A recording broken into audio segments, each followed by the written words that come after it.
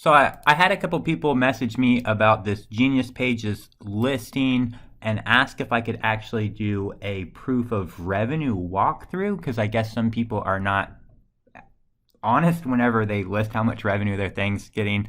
So I figure I would oblige you guys because I am looking to sell this. So I'm actually just going to log into my Stripe account. I do have several different Stripe accounts. So I'm going to go to Genius Pages here.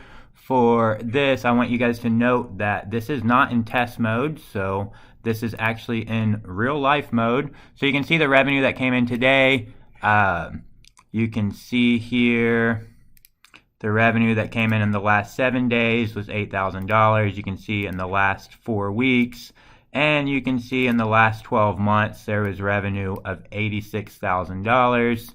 And then if we look over here in reports and look at billing, you can see that there is currently $13,000 of monthly recurring revenue coming in. So there's currently almost $14,000 worth of monthly recurring revenue coming in, and there's been a total of $86,000 so far in the last 12 months generated from this software. So hopefully that's enough for you.